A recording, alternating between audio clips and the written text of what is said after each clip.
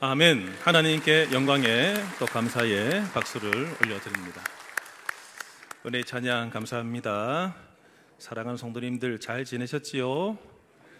주님의 은혜가 넘치시기를 축복합니다. 제가 얼마 전에 알게 됐는데 예배가 시작되어서도 본당에 안 들어오시고 또 로비에 계시는 분들이 몇 명이 있다라고 들었어요. 제가 생각해보고는 교회까지 오는 용기, 그렇죠? 참 대단한 겁니다. 그렇지만 예배당까지 들어와야 될 줄로 믿습니다. 영화 보러 갔는데 극장에 안 들어가고 바깥에만 앉아있는 사람 없죠, 그렇죠? 식당에 갔는데 식구들은 다 밥 먹으러 들어가라 해놓고는 식당 로비에 서 있는 사람 없습니다, 그렇죠? 목적하는 곳에 갔다면 현장에 꼭 들어와서 함께 말씀과 찬양과 기도를 통해서 하나님을 경험할 수 있기를 축복합니다. 여러분들은 가정과 가문에 족보 있으세요? 있으시면 끄떡끄떡 좀 해보세요. 뼈대에 있는 가문들이시네요. 족보가 왜 필요할까요? 족보는 나의 뿌리를 찾는 거죠, 그렇죠? 우리의 선조가 어떤 삶을 살았는지 또 혈통을 보존하고 계승하기 위해서 족보가 필요할 겁니다. 그리고 혼인 관리에 있어서 필요해요. 혹여나 사위를 데려왔고 아니면 자부될 사람을 데려왔지만 근친혼은 아닐까, 또 동성, 동본이라고 하는 것들을 따져 물으면서 결혼을 관리하기 위해서도 필요할 것이고, 또 사회적인 지위나 이것을 유지하기 위해서도 우리는 어떤 뿌리다라고 하는 것을 살피기 위해서 족보가 필요하겠죠. 참고로 최 목사 가정과 가문은 족보가 없습니다.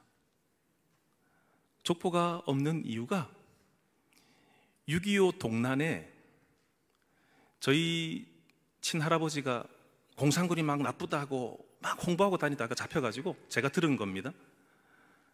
나쁘다고 막 홍보하고 돌아다니다가 잡혔는데 그때 그 군인들이 총알이 아깝다고 축창으로 찔려서 돌아가셨다라고 얘기만 들었습니다. 그리고 저희 손조들은 이북 함경남도 원산, 거기 우리 뿌리가 있고 그 원산에서 탄광을 크게 했다, 운영했다라고 하는 정보만 들었습니다. 혹시나 원산을 아시거나 탄광업을 했던 분 아신다면 저한테 좀 정보를 주시면 참 감사하겠습니다. 저희 아버지가 6살 때 6.25가 났기 때문에 급하게 할머니하고 피난 내려온다고 뭘 챙길 것을 못 챙겼던 거죠. 그래서 그냥 내려요. 그래서 저는 간간히 한번 생각나요. 우리의 손조는 어떻게 살았을까? 우리의 뿌리는 뭘까? 굉장히 궁금하기도 합니다. 창세기엔 여러 족보가 들어있어요. 우리가 살펴보았던 5장에서는 아담의 족보가 나오고, 또 11장, 10장 같은 경우에는 노아의 아들들의 족보가 나왔었습니다. 그리고 오늘 본문에 보시면 셈의 족보, 그리고 28절 이하에서는 데라의 족보 해서 인물들의 족보가 쭉 나오고 있어요. 성경에서의 족보 이야기는 따분하거나 금세 넘어가 버릴 분량이 아니고, 성경에서의 족보는 위치와 의미가 있습니다. 뭐냐면 하나님께서 역사적으로 실존했던 한 사람 한 사람과 그 계보를 통해서 어떻게 구원의 역사를 이끌어 나오셨는가, 그 인물들을 보면서 우리에게 깨달음을 주시기 위해서 성경에 족보가 담겨져 있습니다. 그리고 이 족보를 통해서 선택받은 사람과 그렇지 않은 사람 사이에 어떤 삶을 구별되어 살아갔는가도 비교하여 살펴볼 수 있는 목적을 위해서 성경에 아주 낯선 이름이고 또 지루해 보이는 부분이지만 성경에 포함시켜서 우리가 읽게 하셨다라고 하는 것이죠. 그래서 어느 성경 본문 읽으시면은 스킵한 부분은 없습니다, 그렇죠? 전부를 다 읽은 이유, 낯선 이름이지만 다 읽은 이유가 하나님께서 예정하신 한 사람 한 사람을 짚어보기 위함이었습니다. 오늘 본문도 족보 이야기 쭉 이어지게 되는데, 여러분들이 정신을 집중하시고 졸기 위해서 오시지 않았죠, 그렇죠? 딴 생각하기 위해서 오신 분 없죠, 그렇죠? 그래서 오늘 본문은 딱딱하지만 이 안에서 하나님이 나에게 어떤 말씀을 하시나 주의 깊게 들어보시기를 바랍니다. 10절에 족보 이야기에 들어가기에 앞서서 먼저 두 를 살펴보고 들어가야 되는 첫 번째는 뭐냐면 셈의 족보는 그렇게 특별하지 않다는 것입니다. 함의 족보 같은 경우에는 특출한 인물들, 영웅과 같은 인물들이 배출되었습니다. 그리고 역사에 기록될 만한 건축물들을 남겼습니다. 그러나 셈의 족보는 그냥 평범한 소시민들의 이야기와 같습니다. 큰 인물도 안 보이고 이름을 세울 만한 사람, 기념할 만한 사람도 전혀 나오질 않아요. 두 번째 살펴볼 것은 똑같은 틀 속에서 한 인물의 자녀를 낳을 때 이 인물이 몇 살이었나? 이 자녀를 낳은 이후에 몇 년을 살았나만 반복되어 나옵니다. 그러니까 이름만 달리 넣으면 되는 거고 나머지는 똑같은 틀입니다. 몇 살에 애 낳았고 몇 살을 지냈고 이런 내용만 나와요. 여기 앞에 보시면은 똑같은 폼이 있죠. 누가 몇 살에 누구를 낳았다, 누구를 낳은 이후에 몇 년을 지내며 아들과 딸들을 낳았다라고 하는 내용만, 이름만 바뀌어서 똑같은 이 형식에 계속 들어가고 있는 겁니다. 이는 마치 뭐와 같냐면 우리의 결혼식을 생각해 보면 되겠습니다. 여러분들이 결혼식에 딱 참여를 해보시면 루틴이 똑같습니다. 그렇죠? 결혼식장을 준비했고 그 시간에 맞춰서 결혼식장 참석을 하면 첫 순서가 뭐죠? 결혼한 지 오래되셔서 까먹으셨습니까? 결혼식 처음에 누가 등장하죠? 신랑 신부 등장하기 전에 어머니 등장해서 쭉 나가서 화촉을 점화하게 됩니다. 근데 제가 최근에 갔던 두 건의 장례식에는 특별하더라고요. 어머니들이 나가시는 것이 아니고 먼저 갑자기 신랑의 아버지 어머니가 딱 서서 같이 등장을 해요. 그러면서 사회자가 뭐라고 말하냐면 1986년도에 신랑 신부였던 아버지 어머니 입장하겠습니다 라고 하는데 쫙 그때 그 감정을 실어서 입장을 하고, 신부의 아버지 어머니 1987년도에 결혼했던 아버지 어머니 입장합니다. 그래서 입장을 하고, 결혼식 좀 그렇게 하더라고요. 그러니까 딱 30년 지나서, 한 세대가 지나서 자식이 또 결혼을 하는 그런 경우죠. 화촉점화를 하면은 주례사가 있고 그 다음에 축복 기도를 하고 이어서 성혼 선포를 하고 축도로 마치게 되면 또다시 막 축가의 순서와 인사의 순서와 이제 새 출발 행진의 시간이 이어지게 되는 거죠. 근데 여러분, 똑같은 크게 다르지 않는 이 결혼식의 순서이지만 사람은 다릅니다. 그렇죠? 내가 1시 타임 들어갔다면 2시 타임에 들어가는 사람 똑같은 형식이지만 사람은 달라지죠. 그 다음 주에 그 결혼식장 또 가보면 형식은 똑같은데 사람만 달라지게 되는 것이죠. 그처럼 족보 이야기는 똑같은 양식과 틀인데 사람만 달라지게 되는 것입니다. 이것이 10절 이하에 쭉 나오게 되는데, 셈의 족보부터 시작해서 아브라함까지 10대에 걸친 이 족보 이름들이 쫙 나오게 되는데, 먼저 절반까지 딱 5대까지만 보시면 10절부터 17절까지 한번 앞에 띄워주시면 바로 띄워주시고, 자, 셈 같은 경우에는 대를 잇는 아들을 낳았을 때가 몇 살이죠? 100세. 요즘에 제가 시력이 좀 흐릿흐릿해요. 크게 얘기해 주세요. 그 후에 셈은 몇 살 더 살았습니까? 500세. 그리고 죽을 때 나이가 600세. 지금 이것이 지금 요약되어 있어요. 아르박사스는 35세 때 아이를 낳았고 403년을 지냈고, 또 셀라는 30세에 아이를 낳았고 403세까지 지냈고, 또 에벨은 34세에 아이를 낳았고 430년을 지내다가 464세 때 죽었고, 또 벨렉 같은 경우에도 30세에 아이를 낳아서 209세까지 지냈고, 그리고 239세 때 세상을 떠났다라고 하는 이 내용이 17절까지 반복되어 나옵니다. 여러분들이 이 족보를 보실 때 창세기 5장의 족보와는 조금 다르다라고 하는 것을 보셔야 됩니다. 창세기 5장의 족보는요, 누가 몇 살 때 누가 언제 누구를 낳았는데, 창세기 5장은 그 끝에 뭐가 나와 있냐면 죽었다로 귀결됩니다. 죽었다. 그런데 오늘 본문은 데라를 제외하고는 죽었다라는 단어가 안 나옵니다. 죽었다는 표현보다는 낳았고 지냈다라고 하는 내용만 나오게 되는 거죠. 그러면 오늘 창세기 11장의 족보는 죽음을 강조한 것이 아니라 생명, 그리고 그 생명이 확장되고 있는데 포인트를 두면서 한 인물씩 기록을 해 나갔다라고 하는 겁니다. 18절부터 26절까지도 나머지 또 5세대가 더 흘러가게 됩니다. 지금 루 같은 경우에는 32세 때 아이를 낳아서 207년을 지내다가 239년대에 죽었다라고 하는 루와 수룩과 또 나홀부터는 이름 좀 들어보셨죠? 그렇죠? 라홀, 그리고 데라가 70세에 누구를 낳았습니까? 아브람과 나홀과 하란을 낳고, 데라는 135년을 더 지내다가 205세를 일기로 돌아가셨다라고 하는 것이 오늘 본문 쭉 이어지는 족보의 내용입니다. 여기에서 우리가 좀 특별히 눈여겨봐야 될 인물이 루라고 하는 인물, 루. 여러분 20절 말씀 같이 읽어볼까요? 시작. 루는 32세에 수룩을 낳았고. 여러분 이름만 보신다면 지금 믿음의 계보를 보고 있는 겁니다. 지금 함의 계보, 세상적 계보가 아니고 셈의 계보는 셈을 통해서 누가 나게 되죠? 아브라함이 나게 되고, 아브라함의 계보를 이어서 또 누가 나게 되죠? 다윗이 나게 되고, 다윗의 계보를 통해서 메시아까지 가게 되는 겁니다. 그러니까 지금 우리가 살펴보는 이 셈의 계보는 믿음의 계보와 약속의 계보인데,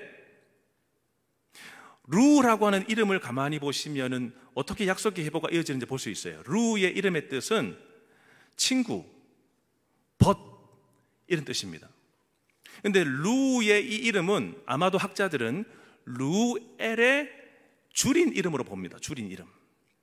루엘은 어떤 뜻이냐면, 루가 친구, 벗이라면 히브리어로 엘은 뭘 뜻할까요? 하나님. 그러면 루엘, 루에라라고 부르면 우리 한국말로 어떻게 이름 부르는 거죠?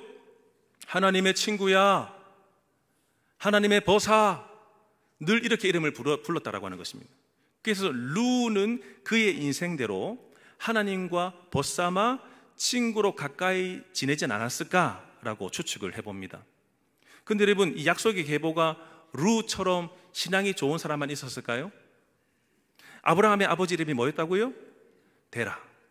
데라 같은 경우에는 여호수아 말씀에 의하면 이방신을 섬겼었고, 유대 전승에 따르면 우상을 만들었던 사람이었고, 그리고 하나님이 정해두신 가나안까지 가지 않고 그 중간 지점인 하란에 거하고 있다. 주님이 여기 가라고 하셨는데 여기 안 가고 하란에 거하고 있다가 중도의 인생을 마친 사람, 하나님의 목적과 목표를 이루지 못하고 끝난 사람으로 기록이 되고 있습니다. 그러니까 약속의 계보인데 루와 아브람처럼 신앙의 사람이 있었던 반면에 신앙에서 빗나간 세대도 있었다라고 하는 것을 분명히 보여주고 있는 거죠. 여러분들이 예수 믿으신 지가 어떻게 되셨습니까? 할아버지 할머니 때부터 믿으셨습니까? 부모님 때부터 믿으셨습니까? 아니면 나 당대에 신앙생활 했습니까? 그럼 우리 자식들은 신앙이 어떻습니까? 신앙생활이 쭉 잘 이어져 내려오다가도 데라처럼 빗나가는 세대가 있을 수도 있다는 것입니다. 근데 절망하지 마실 것은 신앙이 없고 우상을 섬기고 우상을 만드는 장수였던 데라였지만 그 아들은 누가 낳았다고요? 아브람. 하나님이 또다시 아브람을 이렇게 세우시면서 신앙의 계보가 여전히 이어지게 하셨다라고 하는 거죠. 오늘 26절 말씀 보시면 데라가 아브람과 함께 형제들 또 누구를 낳았습니까? 나홀, 그리고 하란을 낳았다라고 되어 있습니다. 29절 말씀에 의하면 나홀이 누구의 딸과 결혼을 했는데 누구의 딸이냐면 26절에 나오는 하란의 딸, 즉 자기 조카와 함께 결혼을 한 것으로 나옵니다. 지금의 눈으로는 이상하지만 당시의 성경시대에, 그리고 고대 중동 지방에서는 자기의 조카와 결혼하는 사례가 종종 있었다고 합니다. 이렇게 본다면 여러분, 아브라함, 나홀, 하란 중에서 누가 가장 장남 맞이일까요? 세 아들들 중에, 세 형제들 중에 누가 가장 먼저 태어났을까요? 추측해 보건데 제가 설명 길게 했잖아요. 그렇죠? 나홀이 하란의 딸과 결혼했으니까 하란이 훨씬 먼저 태어났겠죠. 그렇죠? 그리고 나서 이후에 나홀이 태어났고 하란이 낳은 딸 중에 같이 결혼을 하게 된. 그럼 여러분, 아브라함은 둘째 혹은 순서로 보면 셋째, 막내였을 겁니다. 근데 오늘 26절에 가장 누가 먼저 이름이 나가게 되죠? 아브라함. 하란이 장남이었다면 하란 이름부터 나가야 되는데 왜 아브라함 이름 먼저 나갔을까요? 장남이 중요했지만 하나님 보실 때에는 영적인 계보를 이룰 아브라함이 가장 중요한 인물이었던 것입니다. 그래서 그의 이름을 가장 앞세워서 먼저 나왔다라고 하는 겁니다. 그리고 나서 여러분 쭉 27절 이하에 보시면은 데라의 족보가 나오는데요, 똑같이 반복되는 게 아브라함과 나홀과 하란을 낳았다라고 하는 내용, 그리고 하란이 롯을 낳았다라는 이 대목이 나옵니다. 그렇죠? 롯이 아브라함의 이야기에서 중요한 한 축을 담당할 인물이기 때문에 그가 태어난 것도 이 성경에 언급이 되고 있습니다. 28절부터 30절까지도 같이 읽어볼까요? 시작. 하란은 그 아비 데라보다 먼저 고향 갈대아인의 우르에서 죽었더라. 아브라함과 나홀이 장가 들었으니 아브라함의 아내 이름은 사레며 나홀의 아내 이름은 밀가니 하란의 딸이요 하란은 밀가의 아버지이며 또 이스가의 아버지더라. 사레는 임신하지 못함으로 자식이 없었더라. 아멘. 여러분들이 28절부터 30절까지 읽으실 때 딱딱하게 그냥 읽으시면 안 됩니다. 우리네 인생도 이럴 수 있습니다. 성경의 이야기를 읽으실 때 시대와 시간의 격차를 뛰어넘으셔서 내 삶을 대입해서 함께 공감하며 읽으셔야 됩니다. 뭐가 문제냐면 하란은 그 아비 데라보다 먼저 죽었다라는 대목입니다. 뭐뭐보다 먼저 뭐 했다고요? 죽었다. 아까 우리가 도표에서 보시다시피 셈부터 시작해서 쭉 보실 때에 특징 지어지는 것이 뭐냐면 이 수명이 자꾸만 줄어들고 있었다라고 하는 내용이었죠. 근데 대부분은 다 누가 먼저 돌아가셨죠? 아버지가 먼저 돌아가셨습니다. 그러니까 아버지가 눈 감으실 때 누가 있었어요? 자식은 있었습니다. 근데 데라는 이 세대에 와서 충격받았습니다. 왜냐하면 자식이 내 앞서 먼저 세상을 떠나게 된 거죠. 이것을 읽으실 때 딱딱하게 읽으시면 안 돼요. 그도 아버지잖아요. 그의 충격받았음, 그가 얼마나 상실감이 컸을지를 짐작을 하셔야 되는 것입니다.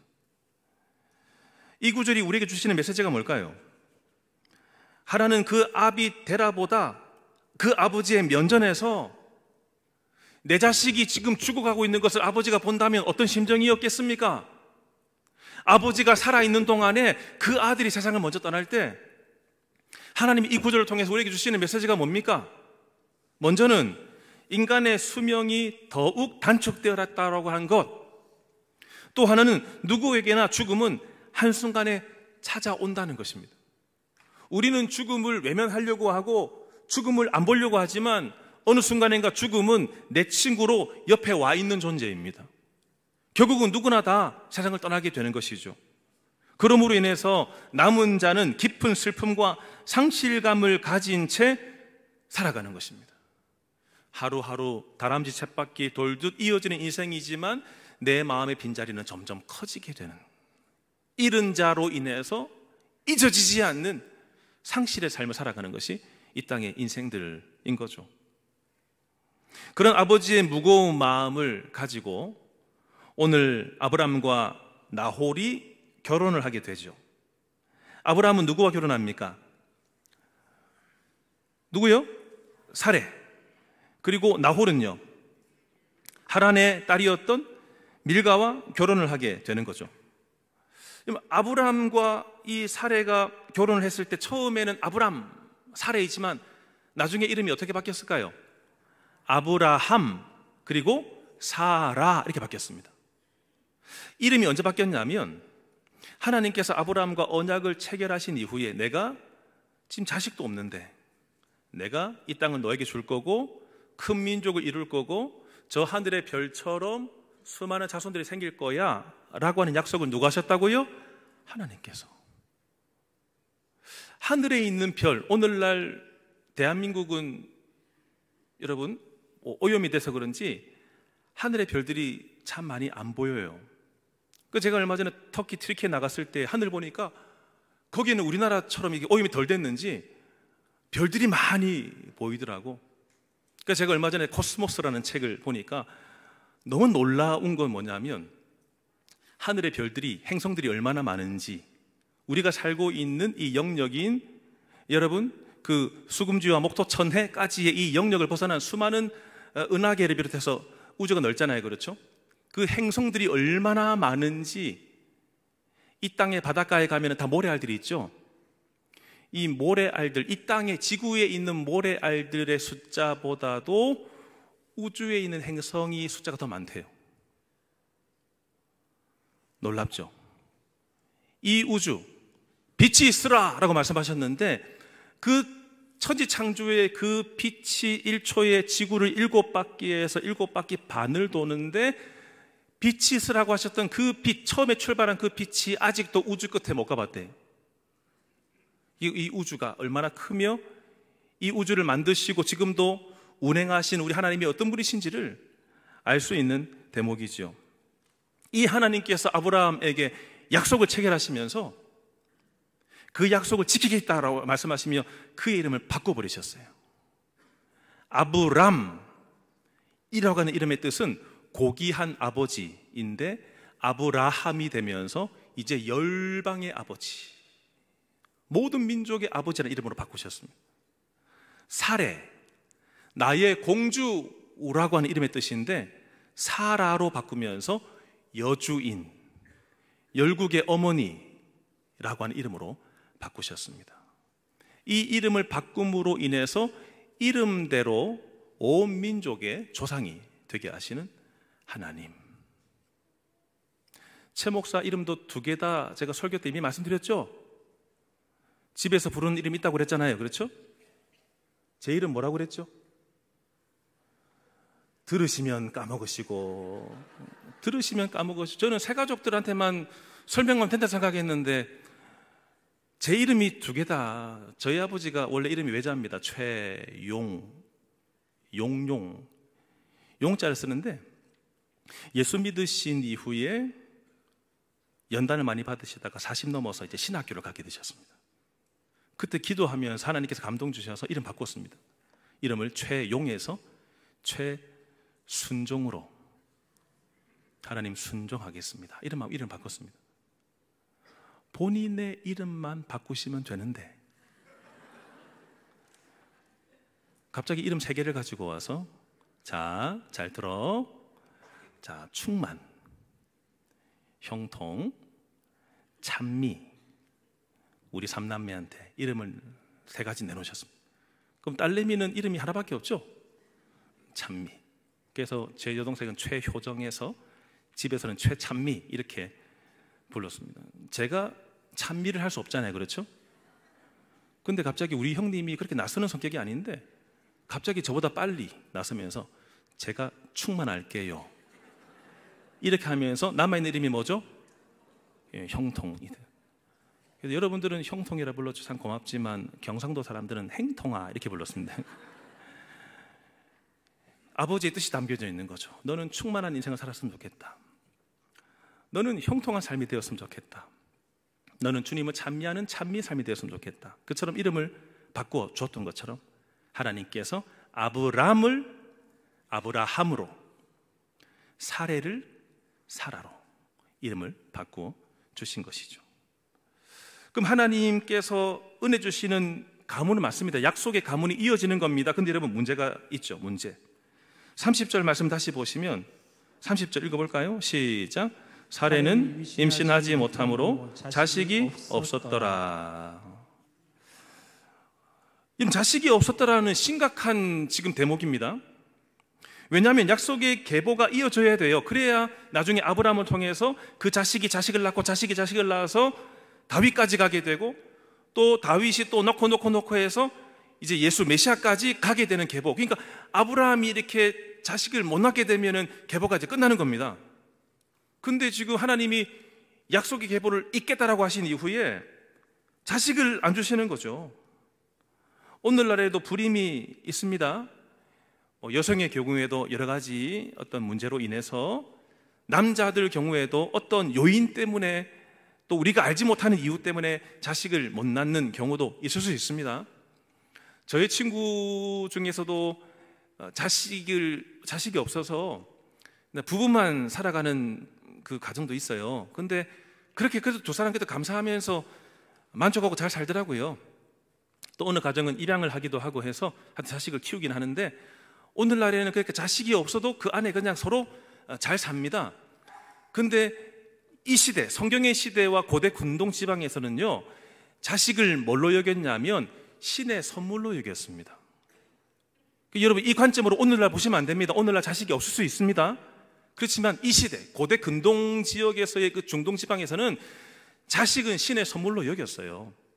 그러다 보니까 지금 아브라함이 자녀가 없었다라고 하는 것은 주변 사람들이 바라볼 때에 누구의 선물을 못 받은 거죠? 하나님의 선물, 신의 선물을 못 받았구나, 이렇게 생각하는 시대였다라고 하는 거죠. 그럼 이런 관점에서 여러분, 아브라함은 이제 믿음의 계보에서 끊어진 겁니까? 단절된 것일까요? 아니죠. 하나님은 잠깐 유보하셨습니다. 이후에 자식은 줄 것이지만 잠깐 대기하게 하셨습니다. 대기하게 하면서 하나님의 그 깨닫게 하시는 것이 뭐냐 하면, 결혼하면 자연스럽게 자식이 생기는 것이 아니라 하나님이 허락하실 때 하나님이 선물로 자식을 주는 거다라고 하는 것을 아브라함 가정에 깨닫게 하시기 위함이었다. 아브라함과 사레가 기다리면서 믿음으로 단련됐겠죠. 그렇죠. 분명히 저 하늘의 그 별들처럼, 이 땅의 모래알처럼 민족이 많아진다고 했는데, 우리 둘 사이는 애가 없네.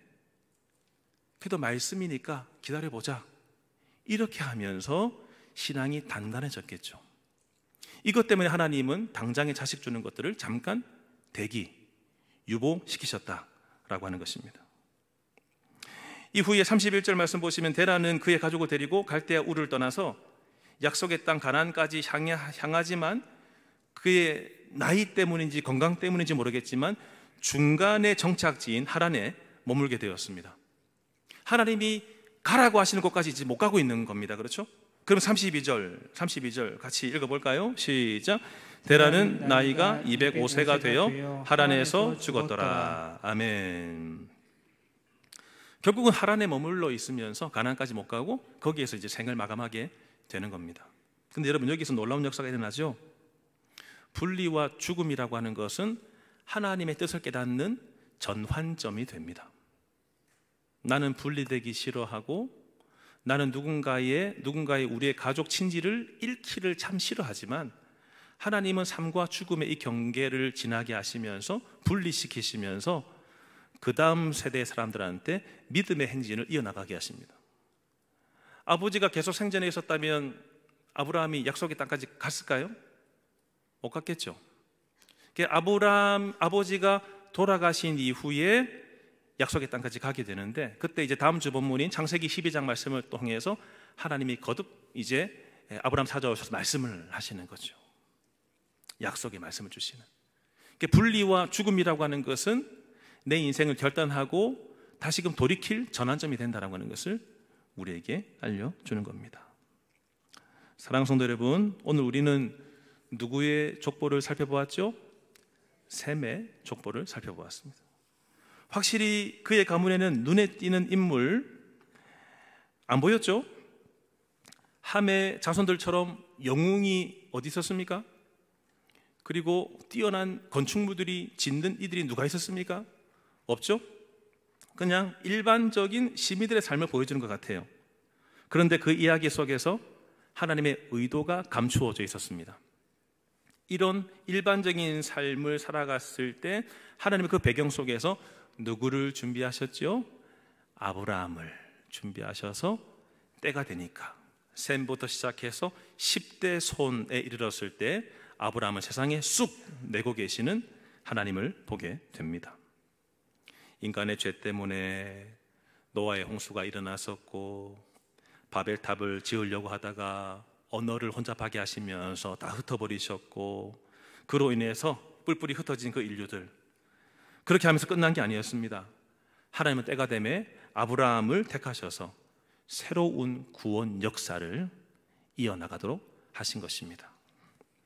우리 하나님의 손은 후손, 셈의 후손들에게 임하신 하나님, 그로 인해서 그의 계보를 보시면 따르는 이들도 있었고, 루처럼 하나님을 벗삼아 따르는 세대도 있었고, 데라처럼 따르지 않고 중도에 끝나버린 인생, 우상을 섬겼고 우상을 만드는 그 세대도 있었지만, 이걸 뛰어넘어서 하나님은 아브라함을 일으켜 주시면서 셈의 계보가 여전히 믿음의 계보가 이어지게 하신 것입니다. 사례의 불임이라고 하는 큰 아픔도 있었지만, 사라의 불임이라고 하는 그 절정을 통해서 우리 하나님이 얼마나 능력에 많으신 하나님이신지, 한번 약속하시면은 그 약속을 지키시는 신실하심을 보여주시는 그 사건이, 그 장치가 사례의 불임이었습니다. 사례의 불임이 없었다면 감사나 기대와 소망이 약했겠죠. 그렇죠. 기다리면 그냥 바로바로 주시면 신앙이 안 자라게 되어 있습니다. 그렇지만 내 인생 앞에 큰 문제, 내가 풀 수 없는 인생의 문제가 쭉 있게 될 때, 하나님이 이것을 치워주실 때 그때 하나님 만나게 됩니다. 하나님 역사하시는 분 맞군요. 내가 기다렸더니 분명히 때가 있으니까 역사하시는 분이군요. 이것을 깨닫게 되면서 내 믿음이 자꾸만 다져지게 되는 것입니다. 여러분, 우리 하나님은 약속하시면 반드시 지키시는 분, 우리 하나님은 말보다 행동을 먼저 보여주시는 분인 줄로 믿습니다. 어느 추운 겨울날 한 시골에 갑작스러운 폭설이 내림으로 인해서 온 마을이 정전이 됐다고 해요. 그때 아들이 아빠 무서워요, 아무것도 안 보여요, 추워요, 막 그렇게 하자 아버지가 갑자기 자리에서 일어나시더니 나가버리셨습니다. 이 아이가 더 추운 마음으로, 무서운 마음으로 기다리고 있을 때 아버지가 딱 들어오시더니 촛불을 켜고 딱 들어오시는 겁니다. 그러면서 아버지가 이 촛불을 켜서 보여주시면서 괜찮아, 아빠가 여기 있어, 이 불빛 보이지?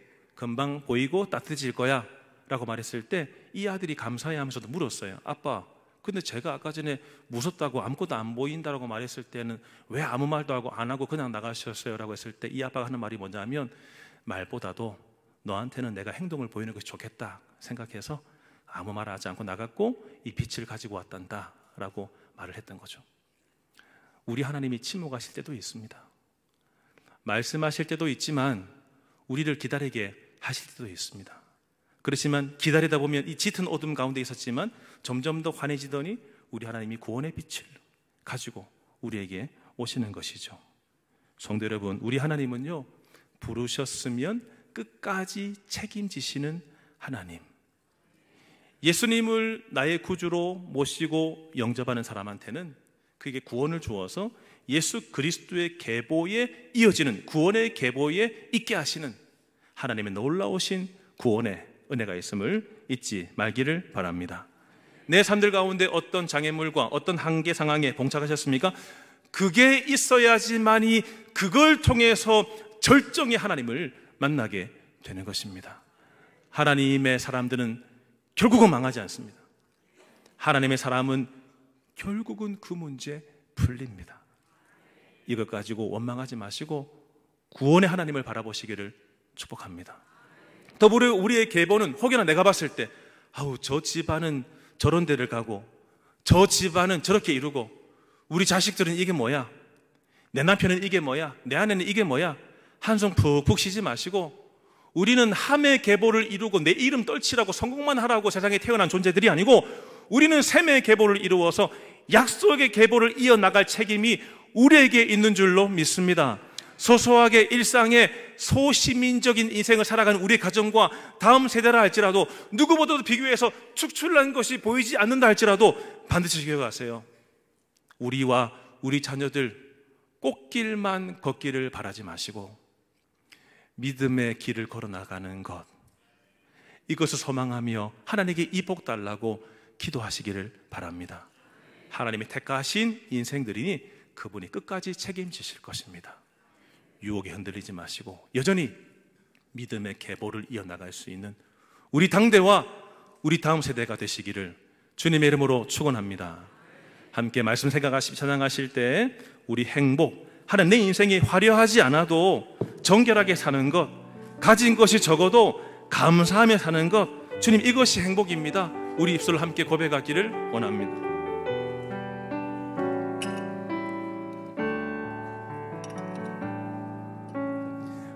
화려하지 않아도 정결하게 사는 삶, 가진 것이 적어도 감사하며 사는 삶, 내게 주신 작은 힘 나눠주며 사는 삶, 이것이 나의 삶의 행복이. 다시 고백합시다. 화려하지 않아도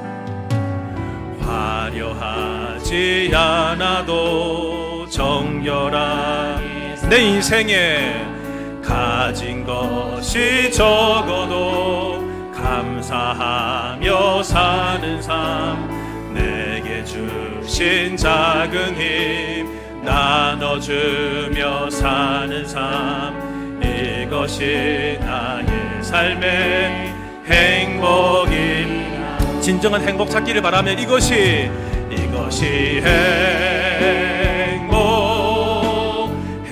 행복이라고 세상은 알 수 없는 하나님 선물, 이것이 행복이 뭐가 행복입니까?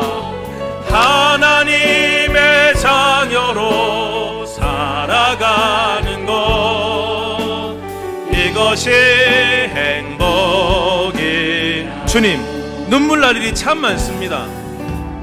눈물 날 일 많지만 기도할 수 있는 것, 억울한 일 많으나 주를 위해 참는 것, 비록 짧은 작은 삶 주 뜻대로 사는 것, 이것이 나의 삶의. 다시 고백합니다. 하나님, 우리 성도님들 울고 있는 이들이 참 많습니다. 눈물 날 일 많지만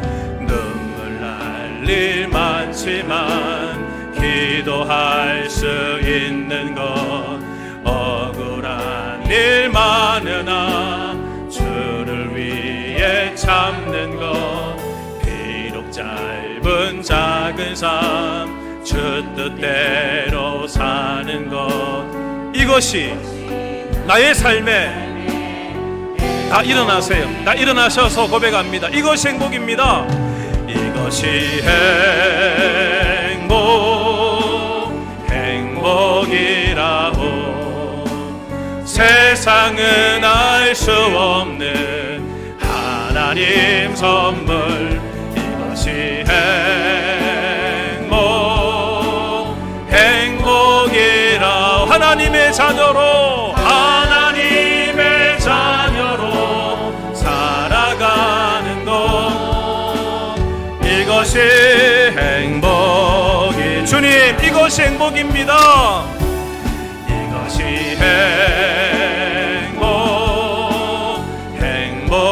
행복이라고 세상은 알 수 없는 하나님 선물, 이것이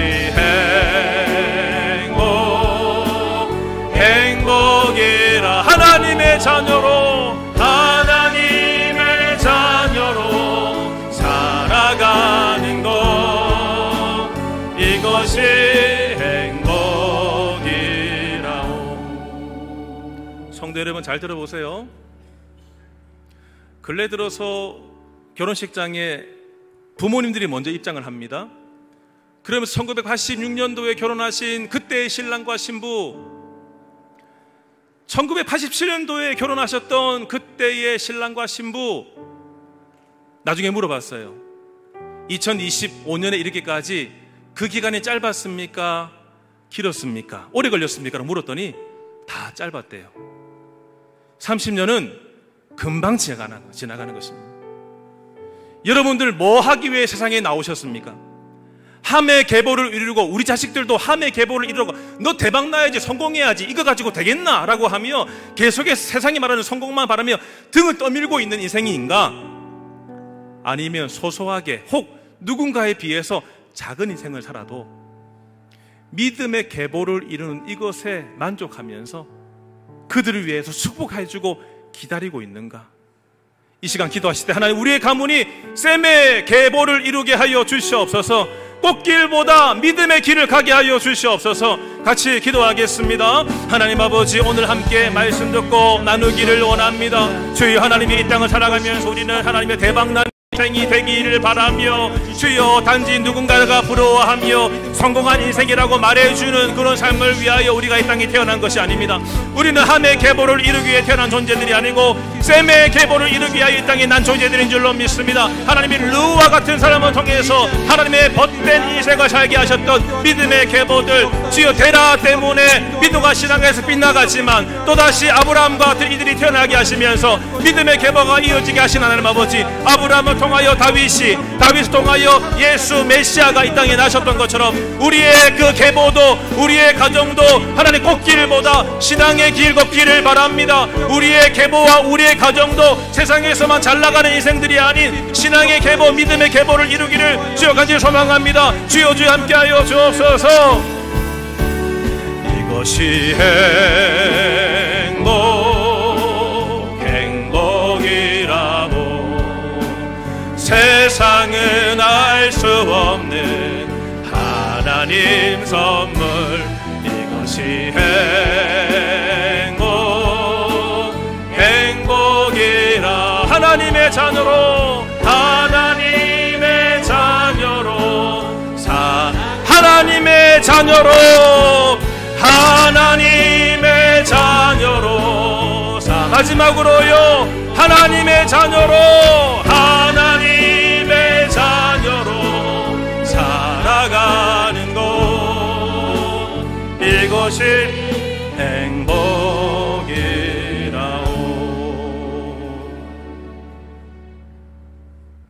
하나님, 평범한 인생의 반복이라 할지라도 하나님이 우리와 함께 하시며 하나님이 책임지시는 인생임을 깨닫게 하여 주시옵소서.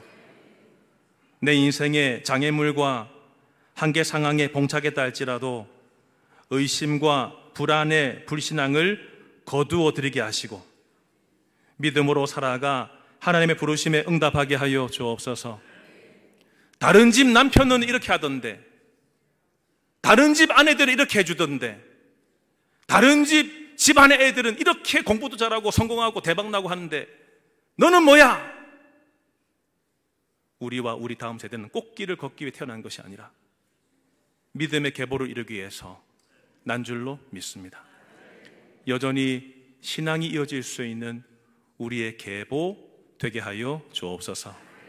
지금은 우리 주 예수 그리스도의 은혜와 하나님 아버지 크신 사랑하심과 성령의 인도 교통 충만하심이 함의 계보, 대박난 인생, 세상이 말하는 성공을 향하여 달려가는 인생이 아닌 하나님의 자녀로 살아가는 믿음의 계보, 샘의 계보를 이루기로 간절히 소망하시는 이 부에 나오신 온 성도들 머리 위에와 가정과 삶, 다음 세대 위에와 오늘 등록하신 서형배, 염영희, 문형심, 최효철, 김기주, 김지민 성도님의 삶 위에 이제부터 영원토록 함께 있을지어다. 아멘.